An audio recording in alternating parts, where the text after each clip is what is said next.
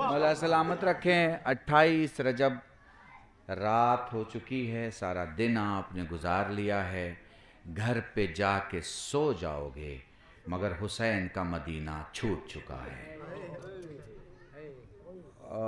मुझसे आप जानते हैं मेरी 34 साल की खिताबत में एटलीस्ट पिछले 20 साल से मैं ये प्रैक्टिस करता हूँ कि 45-50 मिनट से ज़्यादा मजलिस नहीं पढ़ता। कहीं कहीं मुहर्रम के मजलिस से घंटा सवा घंटा हो जाती हैं, तो मैं कोशिश करूँगा जितना बेस्ट और बेहतर आपके सामने बयान कर सकूँ। अलैकुम अस्सलाम वरहमतुल्लाह। अलैकुम अस्सलाम वरहमतुल्लाह। ये कहीं वाला हिसाब है, आज बजे घंटा सवा घंटा बेहतर। आमीन इलाही आमीन। मोहम्मद वाले मोहम्मद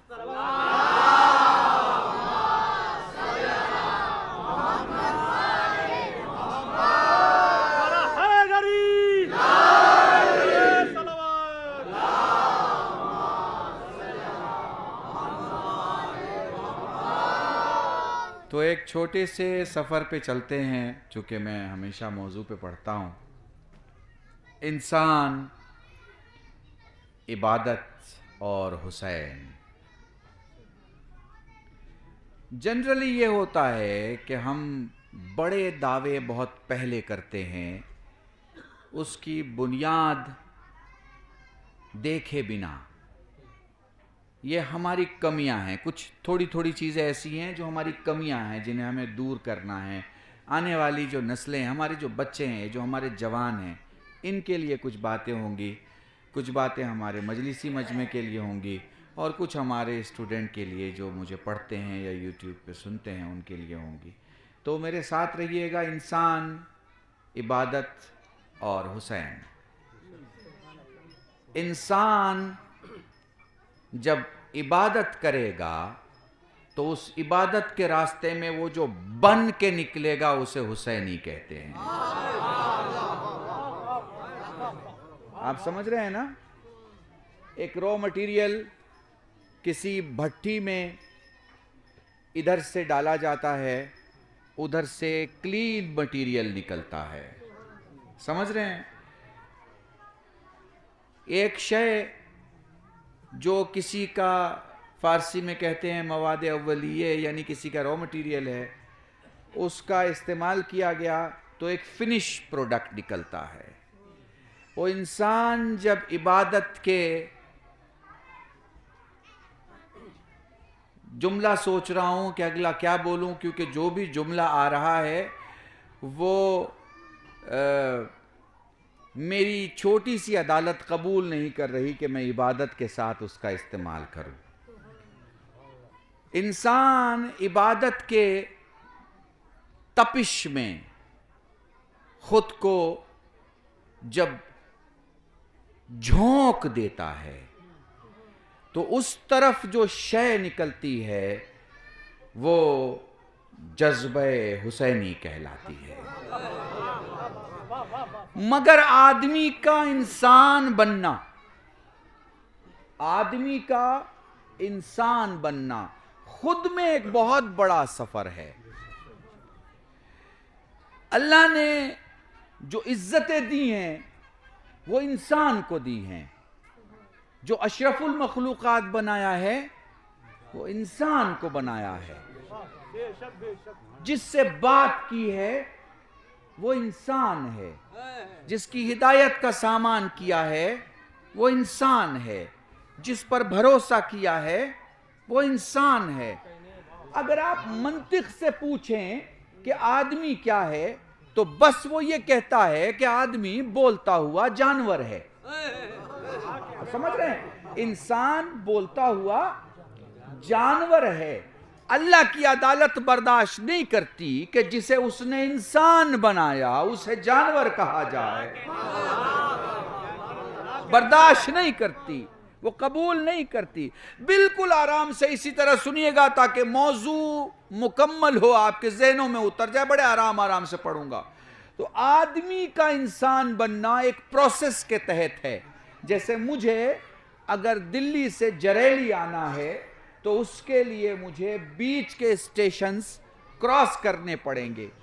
बीच के स्टेशंस क्रॉस किए बिना मैं जरेली نہیں آ سکتا. اسی طرح آدمی کا انسان بننا اس کے بیچ کے کچھ اسٹیشن ہیں. جب تک وہ اسٹیشن نہیں کراس کرے گا وہ انسان نہیں بن سکتا, اور انسان نہیں بن سکتا تو مسلمان نہیں بن سکتا, مسلمان نہیں بن سکتا تو پھر سلمان نہیں بن سکتا. پورا پروسیس سمجھ میں آ رہا ہے نا؟ تو یہ پوری مجلس آپ کو صرف اس بات کو سمجھانے کے لیے کہ آدمی انسان کیسے بنتا ہے. ذہن میں رکھیے گا, آدمی کے انسان بنانے میں جو چیز سب سے بڑی ہے اس کا نام فکر ہے. کیا ہے اس کا نام؟ فکر, تھاٹ, فکر, وچار. جو سب سے بڑی چیز ہے آدمی کو انسان بنانے میں کام آتی ہے اس کا نام ہے فکر. فکر دو چیزوں سے آتی ہے, ایک پاک ماں سے, دوسری پاک غذا سے. اللہ اکبر, اللہ اکبر. آپ جانتے ہیں ہندوستان میں کئی مذہبوں کے منچ سے میں بولتا ہوں, کئی اسٹیجز پہ کھڑا ہوتا ہوں, تو اب میں یہاں کہہ رہا ہوں کہ یہ بات صرف شیعوں کی نہیں ہے, یہ بات صرف مسلمانوں کی نہیں ہے, بلکہ گاندھی جب جیل میں تھے تو انہوں نے روٹی کھانے سے منع کر دیا. ان سے پوچھا گیا کیوں نہیں کھائیں گے, تو انہوں نے کہا کہ کچن میں جو آدمی روٹی بنا رہا ہے اس پہ 302 قتل کا مقدمہ ہے, میں قاتل کے ہاتھ کی روٹی نہیں کھا سکتا.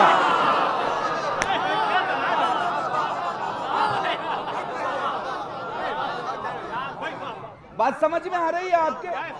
میں قاتل کے ہاتھ کی روٹی نہیں کھا سکتا, اس لیے کہ جس کے ہاتھ کی روٹی کھائی جاتی ہے اثر اسی کا ہوتا ہے. پاک کی کھائی جائے تو پاک اثر ہوتا ہے, نجس کی کھائی جائے تو نجس اثر ہوتا ہے. لوگ کہتے ہیں جب شیعوں پہ نظر پڑتی ہے تو دل خوش ہو جاتا ہے. لوگ کہتے ہیں کہ مسلمانوں کی بھیڑ میں شیعہ الگ دکھتے ہیں, اس لیے کہ لوگ روٹیاں کھا کے جوان ہوتے ہیں, ہم تبرک کھا کے جوان ہوتے ہیں.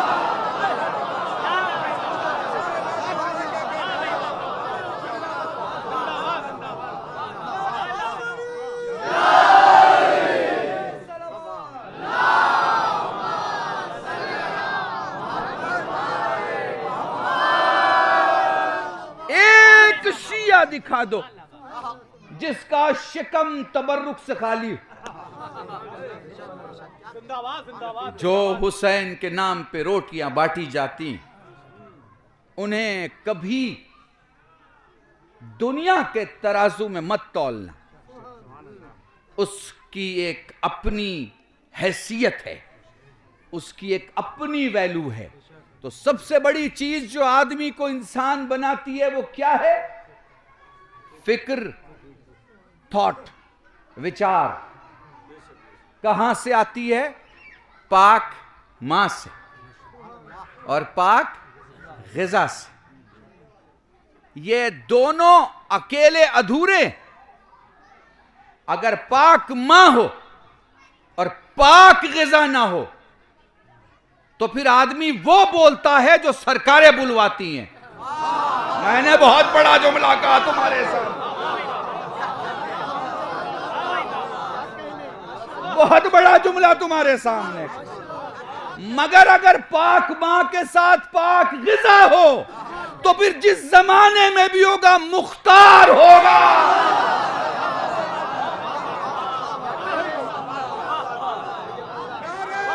سلامت رہیں.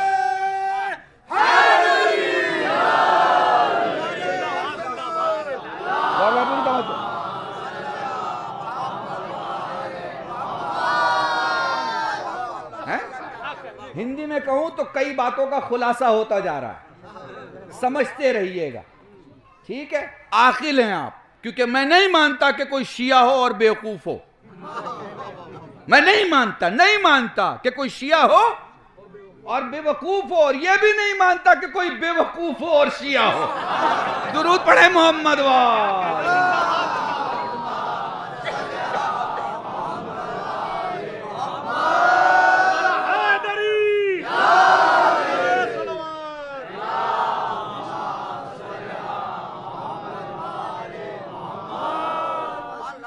اب چونکہ میرا مجلسی مجمع ہے، مودت کے اس نورانی میدان میں آپ بیٹھے ہیں جہاں پر میں لفظ بعد میں بولوں گا، مطلب آپ کو پہلے سمجھ میں آ جائے گا، تو محسوس کیجئے گا ایک باپ ہے جس کا نام علی ہے اور ایک بیٹا ہے جس کا نام حسین ہے.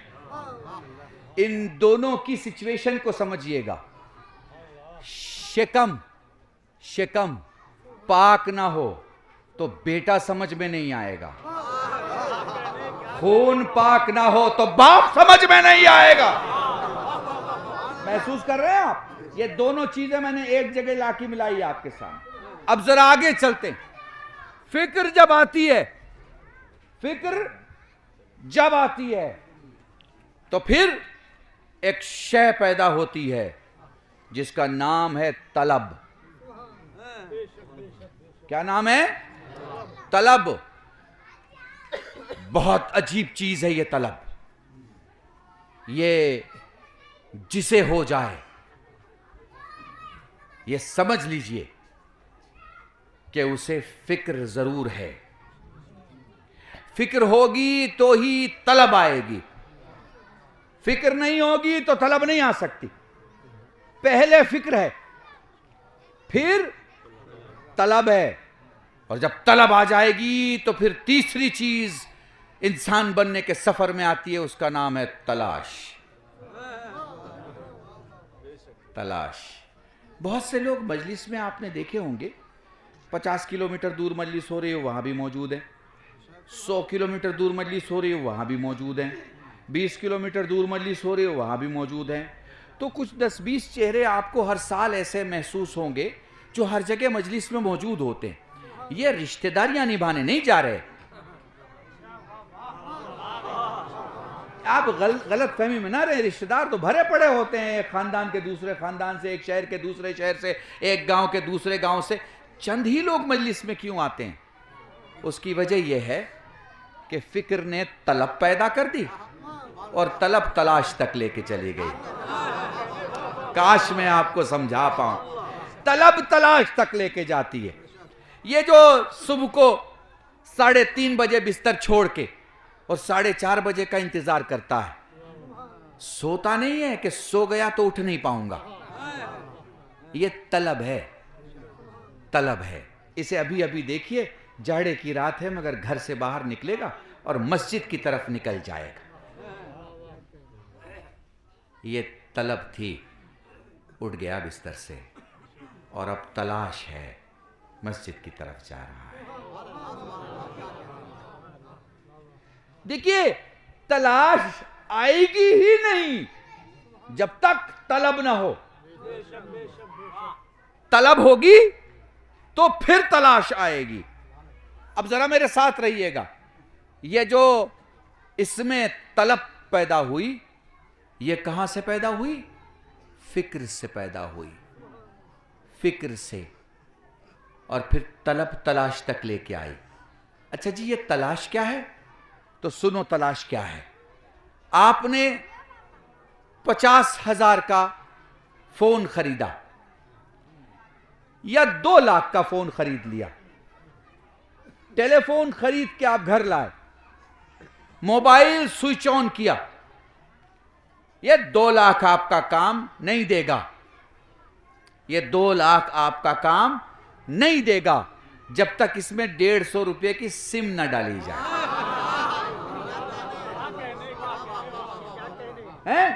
اب جملہ سننا، بالکل عام ذہن کے مطابق مثال دے رہا ہوں. 2 لاکھ کا موبائل کھولتے ہی 150 کے سم نے کیا کرنا شروع کیا؟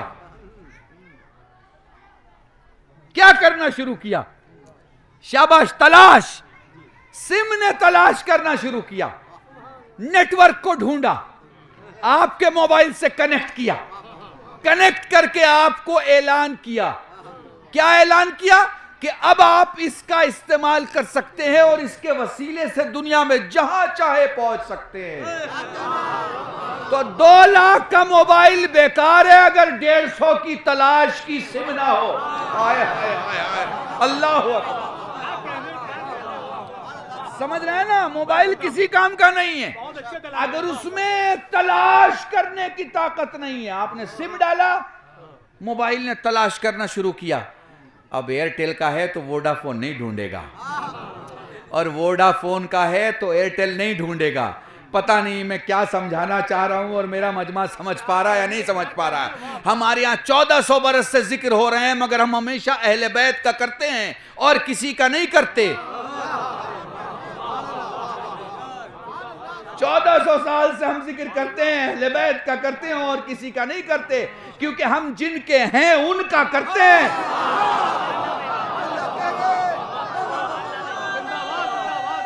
سلامت رہیں.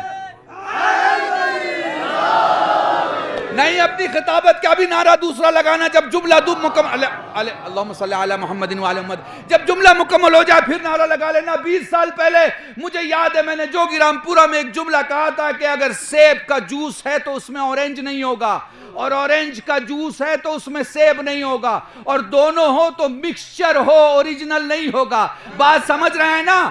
بات سمجھ رہے ہیں نا؟ تو جس دل میں علی ہوتا ہے اس میں معاویہ نہیں ہوتا.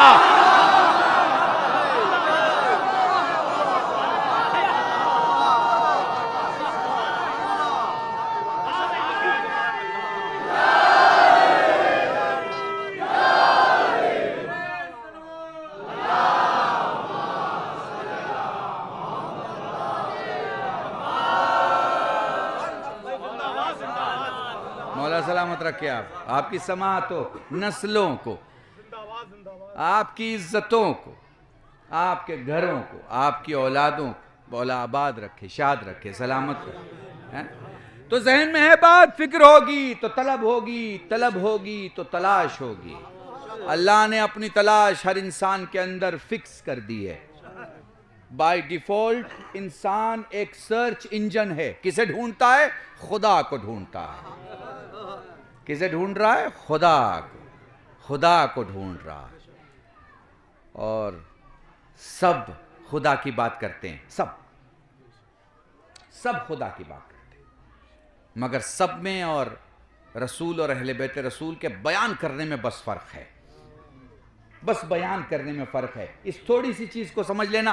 تھوڑی سی ہندی استعمال کروں تو گاڑھے شبدوں کا استعمال کر رہا ہوں, مگر اگر محسوس کر لوگے تو یاد رکھو گے مجھے سال بھر کہ قلب رشید یہ جملہ بول کے گئے. دیکھو سارے نبیوں نے کہا خدا ہے, سارے نبیوں نے کہا خدا ہے. رسول اور اہل بیت رسول نے اسپیکنگ کے, بولنے کے اس طریقے کو بدل دیا. سب نے کہا خدا ہے, انہوں نے کہا کوئی خدا نہیں ہے سوائے اللہ.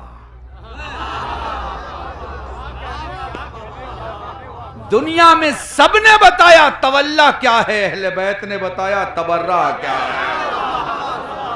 درود پڑھیں محمد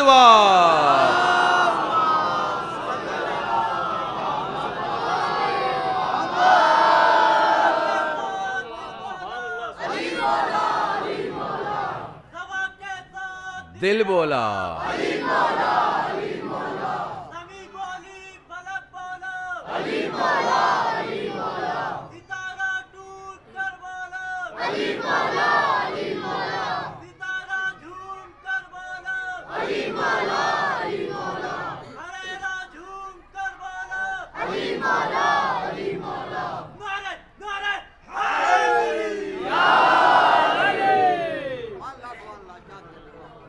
ان نعروں کی حفاظت کرنا.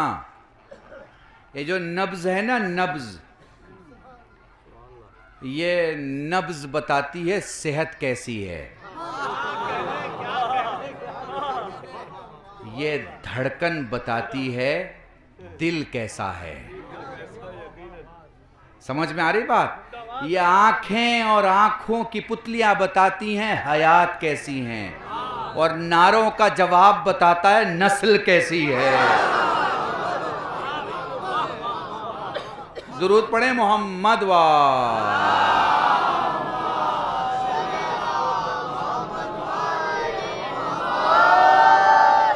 اب جب تلاش سے آگے بڑھو گے تو ایک شے تمہارے سامنے آئے گی جس کا نام ہے معرفت. یہ آدمی سے انسان بننے کا سفر ہے، سلمان بننے کا سفر نہیں پیش کر رہا ہوں. پہلے انسان بنیے، انسان ہیں تو پھر آگے بڑھ سکتے ہیں. انسان ہی نہیں تو آگے خاک بڑھیں گے. تو تلاش کے بعد جو شے آتی ہے اس کا نام کیا ہے؟ معرفت. معرفت.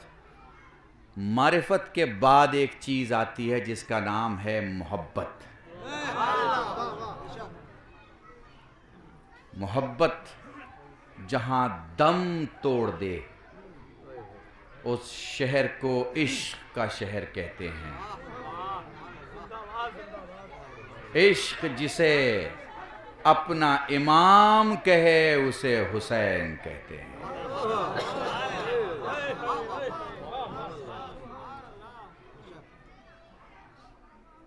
بس ایسے ساتھ چلیں آپ.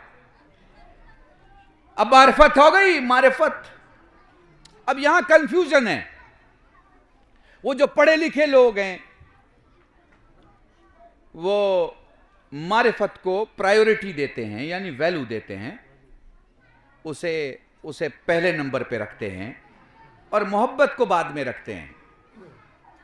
اور وہ جو تھوڑا جذباتی قسم کے لوگ ہیں وہ معرفت کو کنارے کر دیتے ہیں اور محبت کو پہلے رکھتے ہیں. ایک جوان ہے، محبت ہو گئی اسے. اب جو ابا کہہ رہے ہیں وہ غلط ہے، جو اماں سمجھا رہی ہیں وہ غلط ہے، جو بھائی بتا رہے ہیں وہ غلط ہے.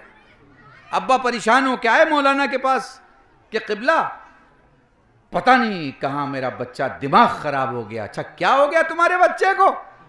ان کا میرے بچے کو محبت ہو گئی ہے. آئے تو ذرا سمجھائیے گا. یقین جانیے عقل مند مولوی ہوگا تو کبھی نہیں سمجھائے گا، کیونکہ وہ یہ سوچے گا جو اپنے ابا کی نہیں سن رہا ہے ہماری کیا سنے گا. ٹھیک ہے نا؟ عقل مند نہیں سنائے گا کچھ بھی. وہ تو بس یہ دیکھ لے گا کہ حالات سدھرنے کے کچھ ہیں یا نہیں ہیں. تو جوان نے کیا کیا؟ شریعت نے جو اصول بتایا تھا اسے توڑ دیا. اللہ نے معرفت کو پہلے رکھا تھا، محبت کو بعد میں رکھا تھا. اس نے معرفت کو ہٹا دیا، محبت کو پہلے نمبر پہ بٹھا دیا. 2 نمبری کو 1 نمبر دے دیا، گھر تباہ ہو گیا. میں تو لفظوں کا خطیب ہوں. اس ایک جملے میں نے پوری مجلس پڑھی ہے. اسلام کی تاریخ میں بھی کچھ ایسا ہی ہوا. 2 نمبر کو 1 نمبر پہ بٹھا دیا گیا.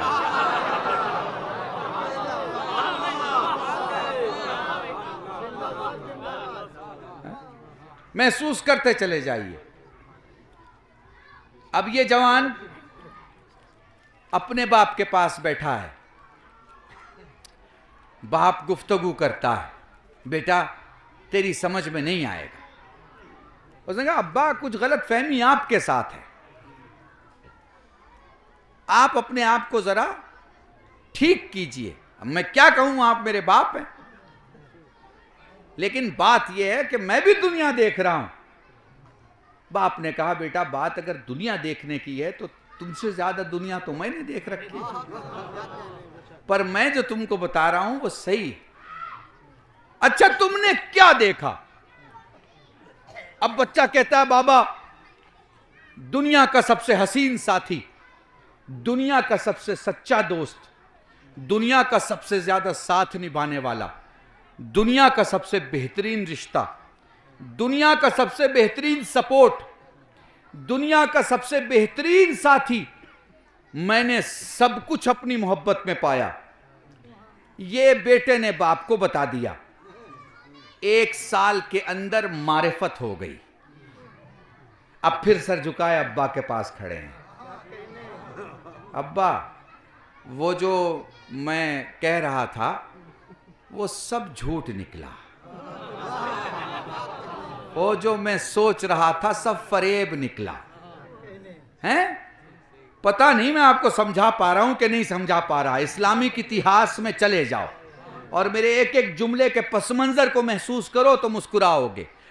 अब्बा मैंने सोचा था वो सच्चा होगा पर वो झूठा निकला। मैंने सोचा था वो वफादार होगा मगर बेवफा निकला।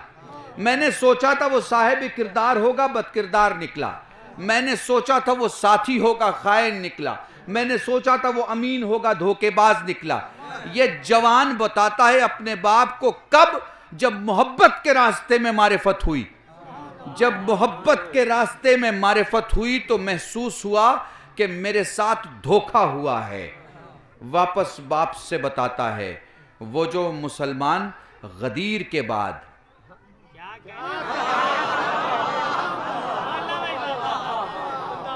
गदीर के बाद एक जमाना, दो जमाना, तीन जमाना देख के वापस अली के दरवाजे पे आए। आए, आए, आए।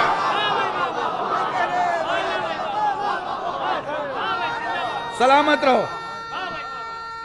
क्या बात है, जिंदाबाद जिंदाबाद।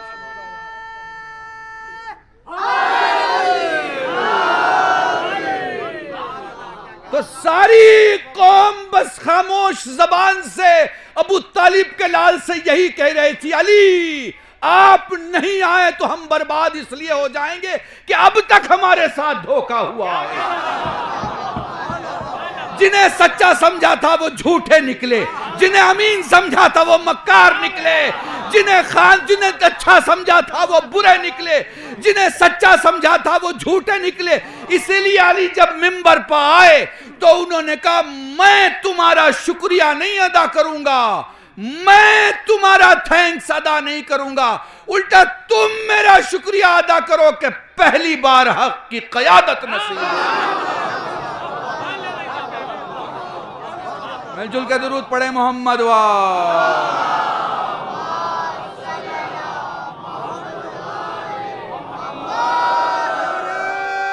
सलामत रहें।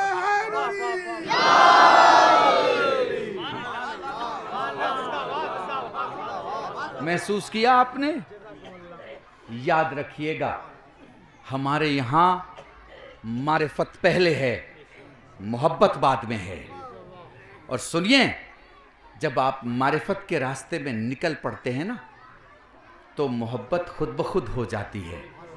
चूंकि मोहब्बत कयाफों और चेहरों से नहीं हुआ करती, किरदारों से हुआ करती है। जब आप किसी के साथ जीने लगते हैं तो फिर जीते जीते आप इस बात का एहसास करने लगते हैं कि ये ना होता तो हम कब के मर गए होते। समझ रहे हैं आप? ये किरदार होता है जो आपसे मोहब्बत करवा लेता है। और फिर मोहब्बत जहां दम तोड़ दे, मोहब्बत जहां दम तोड़ दे, वो शहर इश्क का शहर होता है। इश्क नहीं, इश्क का शहर होता है, शहर होता है। अब जरा मोहब्बत को थोड़ा नजदीक से महसूस करो तो मैं और रोशनी डालूं। देखो, मैं मिंबर से आपको देख रहा हूं, मैं आपके दरमियान मजलिस पढ़ रहा हूं, मुझे ये 2-3 कैमरे भी दिख रहे हैं, आपको मैं भी दिख रहा हूं, अपने आगे दाहिने बाएं लोग भी दिख रहे हैं और कई चीज़ें दिख रही हैं। बल्कि मैं मिसाल बदल दूं, एक कमरा है, उस कमरे में दाहिनी तरफ किताबों की लाइब्रेरी है, बाईं तरफ आपके कपड़े की अलमारी है, सामने एक खिड़की है, टेबल पे चाय का कप है, एक पेपर लेके आप टेबल पे बैठे हैं और आपकी खिड़की से सूरज की रोशनी अंदर आ रही है। ठीक है, महसूस कर रहे हैं? जब मैं ये जुमले कह रहा हूँ आपके दिमाग में पूरी की पूरी पिक्चराइजेशन आ रही होगी।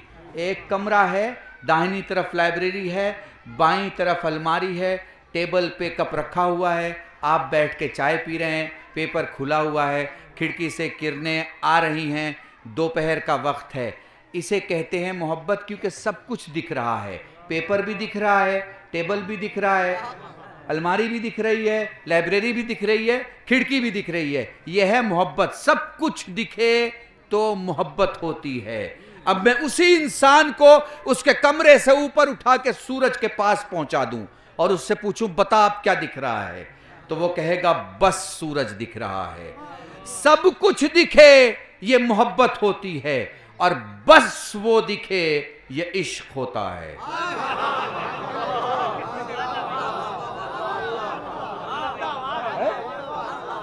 محسوس کر رہے ہو؟ سمجھ رہے ہو؟ بہت سادی مثال دے رہا ہوں۔ سب کچھ دکھے یہ محبت ہوتا ہے، اور بس وہ دکھے یہ عشق ہوتا ہے۔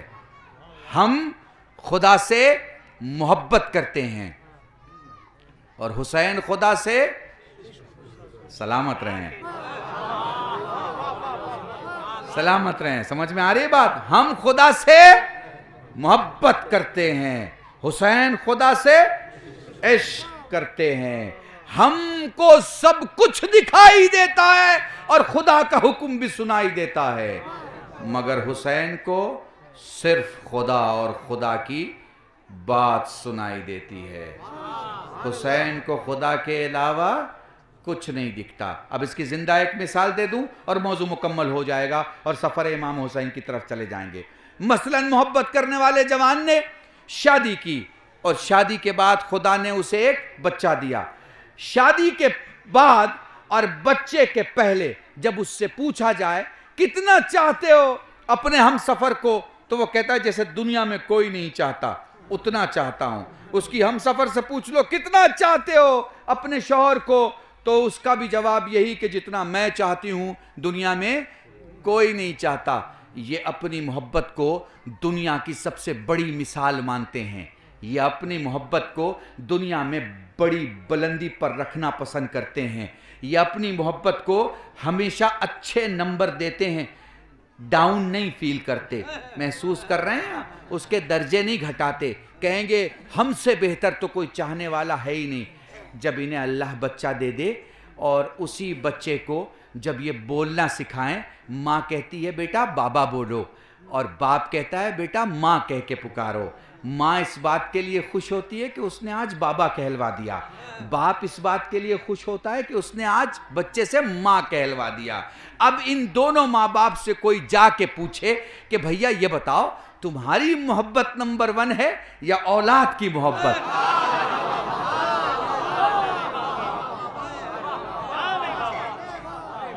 تو وہ کہیں گے مولانا یہ کیسی بات آپ نے کر دی، کہاں ہماری محبت، وہ کہاں اولاد کی محبت ہے؟ ہماری محبت میں ضد تھا، غصہ تھا، جنون تھا، اقرار تھا، انکار تھا، سب کچھ ہماری محبت میں تھا، مگر بچے کے سامنے تو ہمارا کچھ بھی نہیں۔ بچے کی مسکراہٹ ہماری زندگی ہے، بچے کی زندگی اور بچے کی سانسیں ہماری زندگی کا خلاصہ ہے۔ بچے کی محبت سے آگے تو کوئی محبت ہو ہی نہیں سکتی۔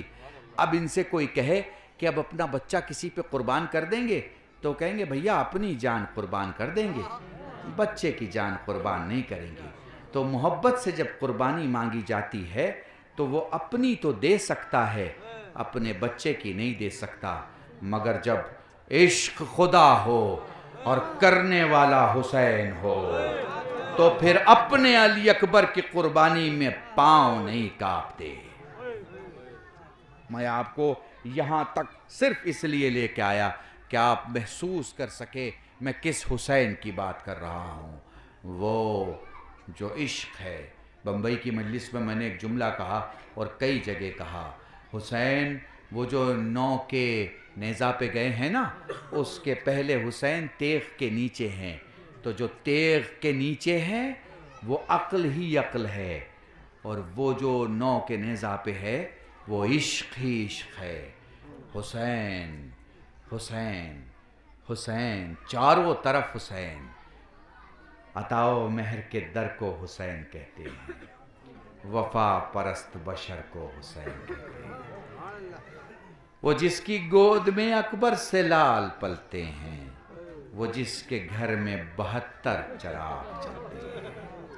حسین یقین کا دیوتا، حسین کربلا کے راج سنہاسن پر راج کرنے والے مہاراج حسین، تیری بپتا کی کہانی سن کر ہندوؤں کی گنگا بھی شرم سے پانی پانی ہو گئی۔ حسین حسین تو بہت بڑا نام ہے، حسین کے علی اصغر کو بھی کائنات میں کہیں لا کر کھڑا کر دو۔ من چلا جب کوئی جھولے میں مچل جاتا ہے، ہار اور جیت کا عنوان بدل جاتا ہے، خود بخود ظلم کے منہ سے یہ نکل جاتا ہے، ایک جگنو بھی اندھیرے کو نگل جاتا ہے۔ ہچکیاں کہتی ہیں بیعت کے طلبگاروں سے، تبسم نے ہنسی چھین لی تلواروں سے، مارکا اگر حق و باطل کا کہیں ہوتا ہے، امتحان پیمبر کا وہیں ہوتا ہے، عمر کا فرق کوئی فرق نہیں ہوتا ہے، یہ بتاتے ہوئے میدان سے اصغر نکلے، سب سے چھوٹے تھے مگر سب کے برابر۔ بس میرے عزیزاں، میں مدینے سے کربلا نہیں بلکہ آپ کو کربلا سے مدینے لاؤں گا، چونکہ صبح سے جو مجلسیں آپ نے سنی وہ مدینے سے کربلا کی سنی۔ اب مجھ غریب سے بھی سن لو، سادات ہونا تو تمہارے درمیان روایتیں پڑھنے کی ضرورت نہیں ہے۔ سید سجاد سے مدینے میں کسی نے پوچھا تھا، مولا ایک بات بتا، تیرے بابا کے لیے سب سے سخت منزل کون سی تھی؟ امام فرماتے ہیں اپنی مائیں بہنیں بچیاں بیٹھی ہیں، ان سے ہاتھ جوڑ کر معذرت کے ساتھ، اگر کچھ بزرگ بیٹھے ہیں جنہیں دل کی بیماری ہے ان سے معذرت کے ساتھ، مولا یہ بتا تیرے بابا کے لیے سخت ترین منزل کون سی تھی؟ وہ یہ سوچ رہا تھا کہ علی ابن الحسین یعنی سید سجاد یہ کہیں گے کہ میرے بابا کے لیے عباس کے بازو اٹھانا بڑے سخت تھے، میرے بابا کے لیے اکبر کے سینے سے برچھی کا پھل نکالنا بہت سخت تھا، میرے بابا کے لیے قاسم کے لاشوں کے ٹکڑے اٹھانے بہت سخت تھے، لیکن سید سجاد نے کوئی جواب نہیں دیا، خاموشی سے اسے دیکھتے رہے۔ جزاکم اللہ، خدا تمہیں کوئی غم نہ دے سوائے غم سید الشہداء کے۔ سائل سوال کرتا، مولا یہ بتا تیرے بابا کے لیے سخت ترین منزل کون سی تھی؟ سجاد رو کے فرماتے ہیں میرے بابا کے لیے سخت ترین منزل تھی علی اصغر کو گود میں لے کے کھڑا رہنا۔ وہ کہتا ہے مولا وہ کیسے؟ میں سمجھتا تھا آپ فرمائیں گے عباس کے بازو اٹھانا، اکبر کے سینے سے برچھی کا پھل نکالنا، قاسم کے لاشوں کے ٹکڑوں کو اٹھانا۔ فرمانے لگے میرے بابا کے لیے سخت ترین منزل علی اصغر کو گود میں لے کے کھڑا ہونا اس لیے تھی کہ عباس کے بازو ضرور کٹے مگر حسین نے کٹتے نہیں دیکھا، اکبر کے سینے پہ برچھی ضرور لگی مگر حسین نے لگتے نہیں دیکھا، قاسم کے لاشوں کے ٹکڑے ضرور ہوئے مگر حسین نے ہوتے نہیں دیکھا، علی اصغر اکلوتا شہید ہے، تیر چلتے بھی دیکھا لگتے بھی دیکھا۔ جزاکم اللہ، جزاکم اللہ۔ سادات ہو، میری بات یاد رکھنا، لوگوں کو تمہارے رونے سے رونے کا سلیقہ آتا ہے، تم نے لوگوں کو رونے کا سلیقہ سکھایا ہے، رونے کا سلیقہ کیسا ہونا چاہیے؟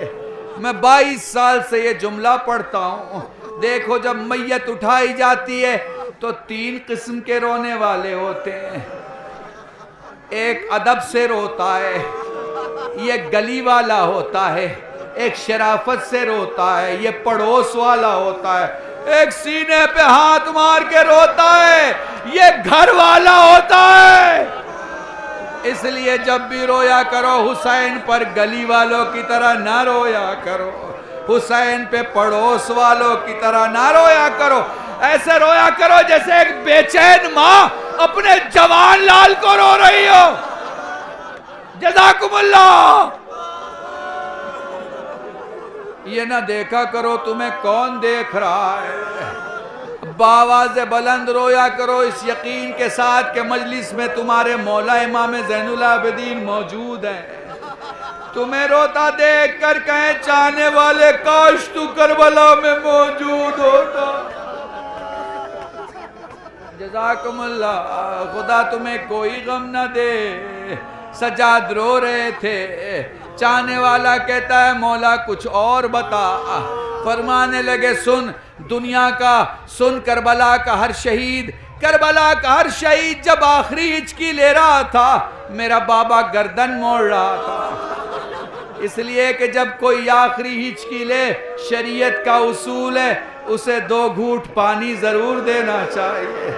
میرے بابا کے پاس پانی نہ تھا جو کسی کو 1 گھونٹ یا 2 گھونٹ پیش کرتے. جب میرے بھائی علی اصغر نے آخری ہچکی لینا چاہی میرے بابا نے گردن موڑنا چاہا. میرے بھائیہ نے ہاتھوں کو اٹھا کے کہا بابا گردن نہ موڑ، بابا میرا سلام لے لے. بابا اماں سے کہنا میں نے ہنس کے تیر کھایا. جزاکم اللہ، جزاکم اللہ. خدا تمہیں کوئی غم نہ دے سوائے غم سید الشہداء کے. میں نے جناب علی اصغر کے مصائب اس لیے پڑھے تاکہ تمہیں علی اصغر کے مصائب سے صغرا تک لا سکوں. یاد کرو اس وقت کو، یاد کرو اس وقت کو جب حسین کی بیٹی حسین سے کہہ رہی ہے بابا، بابا بڑا عجیب جملہ ہے سیدوں میں پڑھ رہا ہوں، بابا بیٹی بنا کے نہیں لے جا سکتا، نہ لے جا بابا کنیز بنا کے لے جا.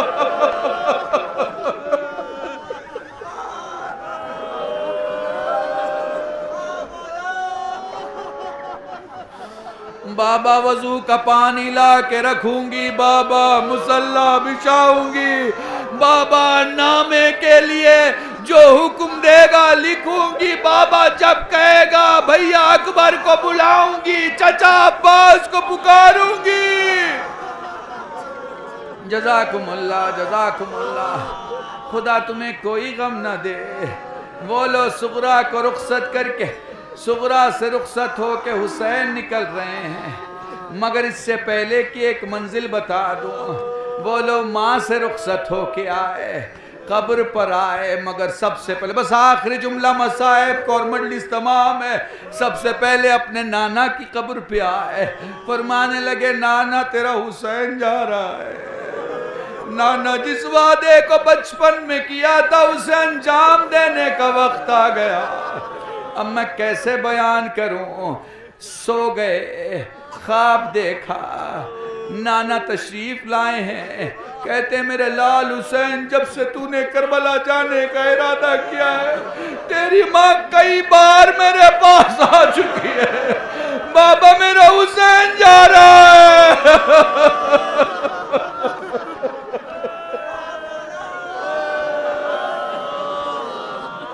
جزاکم اللہ. بآخری جملے مصائب کے سن لو اور مجلس تمام ہے.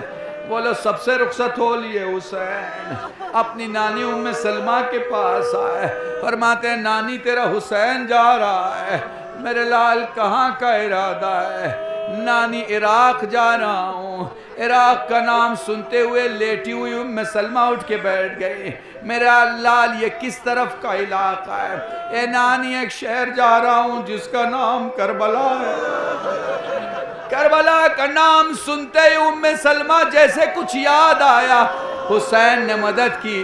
نانی وہ شیشی یاد ہے جو نانا نے آپ کو دی تھی؟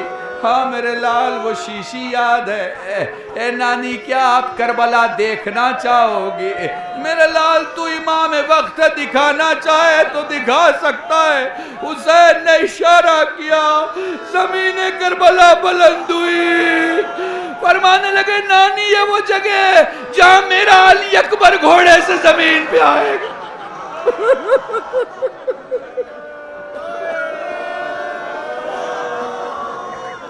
جزاکم اللہ. 2 منٹ مجلس تمام ہے، ایک روایت پیش کرنا ہے بس. فرمانے لگے نانی یہ وہ مقام ہے جہاں میرا علی اکبر گھوڑے سے زمین پہ آئے گا. نانی یہ وہ مقام ہے جہاں میں اپنے عباس کے بازو اٹھاؤں گا. ایک مقام پہ فرماتے نانی یہ جگہ دیکھیں، نانی یہ وہ مقام ہے جہاں تیرا حسین غریب ہو جائے گا. ام سلمہ فرماتی ہیں لال یہاں ایسا کیا ہوگا؟ نانی یہ وہ مقام ہے جہاں میرے داہنے بھی قاسم ہوگا، میرے بائیں بھی قاسم ہوگا، میرے آگے بھی قاسم ہوگا، میرے پیچھے بھی قاسم۔ نانی میرا زندہ قاسم ٹکڑوں میں بٹ چکا ہوگا۔ حسین امامہ اتار کے آسمان دیکھ کے کہیں گے واہ غربتا، میرے اللہ میں غریب ہو گیا۔ اے مدینے سے جانے والے ہم سب کا سلام لے لے۔ اے ماں تمہارے بچے کربلا سو جائیں گے، ہمارے جوان قیامت تک ان جوانوں کا ماتم کریں گے۔ لعنت اللہ۔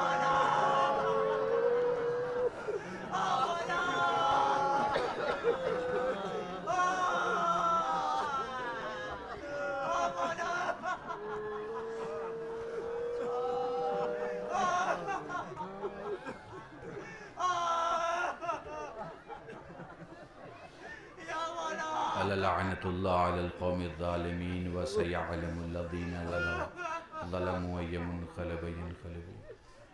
انا للہ و انا الیہ راجعون۔ اللہم ارزقنا ایمانا صادقا ولسانا ذاکرا وعلما نافعا ولدا صالحا وعملا متقبلا وتوبة نصوحا وصلی اللہ علی محمد وآلہ الطیبین الطاہرین بفضلک ورحمتک یا ارحم الراحمین۔ پروردگار ہم میں جو غریب ہوں ان کو توانگر بنا، بیمار و بیمار کربلا سید سجاد کی سب کی شفاء کلی عطا فرما، مرحومین و مرحومات کی مغفرت فرما، حضرت حجت کے ظہور میں تعجیل فرما، سب کو ان کے ناصرین میں شمار فرما، گناہوں کو معاف فرما، دعاؤں کو قبول فرما، بانیان مجلس کی نیک توفیقات میں اضافہ فرما۔ اس مجلس سید الشہداء اور تمام ذکر اہل بیت کے برپا کرنے والوں میں جن لوگوں نے بھی دام درم سخن قدم میں مدد کی ہے، الہی انہیں آفات ارضی اور بلایات سماوی سے محفوظ فرما۔ الہی ہمیں شیعہ جینے اور شیعہ مرنے کی توفیق عطا فرما۔ الہی ہمیں انسانیت کی خدمت کرنے کی توفیق عطا فرما۔ ربنا تقبل منا انک انت السمیع العلیم بحق محمد وآلہ الطیبین الطاہرین بفضلک ورحمتک یا